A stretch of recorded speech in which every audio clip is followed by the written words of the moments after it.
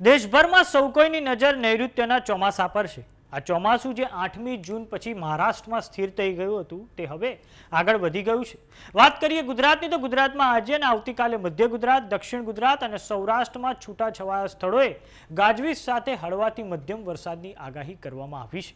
આવો જાણીએ સમાચાર વિસ્તારથી। નમસ્કાર, જમાવટ સાથે હું છું પાર્થ।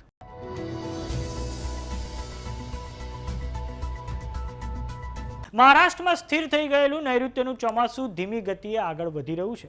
આ ચોમાસું 8 જૂનના રોજ મહારાષ્ટ્રમાં રોકાઈ ગયું હતું અને હવે તે સક્રિય થઈને આગળ ચાલી ગયું છે। આગામી સમયમાં 24 જૂનના રોજ ચોમાસું ગુજરાતમાં પ્રવેશ કરે તેવી સંભાવના છે।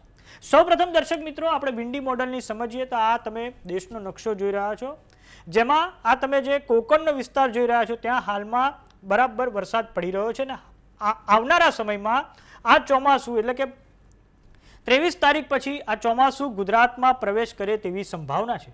આ ઉપરાંત ગુજરાતની વાત કરીએ તો ગુજરાતમાં જે દક્ષિણ ગુજરાતના વિસ્તાર છે, આ ઉપરાંત સૌરાષ્ટ્રના જે વિસ્તાર છે ત્યાં પણ વરસાદની આગાહી આપવામાં આવી છે। વાત કરીએ ગુજરાતની તો ગુજરાતમાં હવામાન નિષ્ણાંત પરેશ ગોસ્વામીનું એમના દાવો કરવામાં આવ્યો છે એમના દ્વારા કે ગુજરાતમાં નૈઋત્યનું ચોમાસાનું આગમન થઈ ગયું છે। તેમના અનુસાર વરસાદનો પહેલો રાઉન્ડ હાલમાં ચાલી રહ્યો છે। એટલે કે દર્શક મિત્રો, આ નૈઋત્યના ચોમાસાના આગમનને લઈને ઘણા મતાંતર હાલમાં વર્તાઈ રહ્યા છે।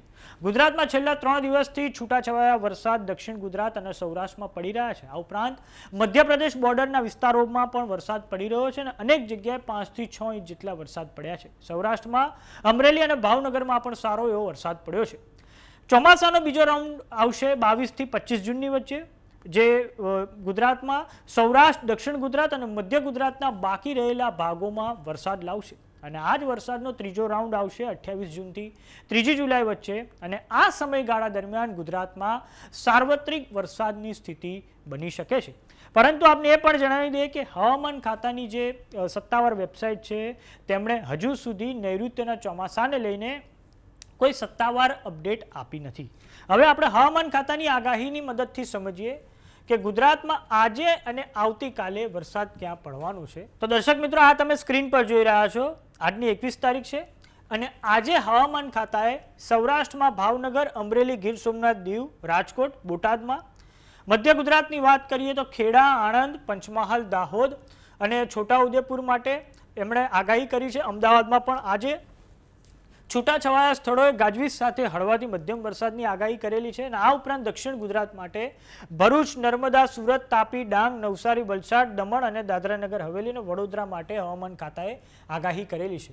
વાત કરીએ આવતીકાલની તો આવતીકાલે પણ એ સ્થિતિ રહેવાની છે। આવતીકાલે દક્ષિણ ગુજરાતના વિસ્તારો છે ભરૂચ, નર્મદા, સુરત, તાપી, નવસારી, ડાંગ, વલસાડ, દમણ અને દાદરાનગર હવેલી, મધ્ય ગુજરાતમાં મહીસાગર, પંચમહાલ, દાહોદ, છોટાઉદેપુર, ખેડા, આણંદનો અને અમદાવાદનો સમાવેશ થાય છે અને સૌરાષ્ટ્ર માટે રાજકોટ, બોટાદ, અમરેલી, ભાવનગર, ગીર સોમનાથ અને દીવમાં પણ વરસાદની આગાહી કરવામાં આવી છે।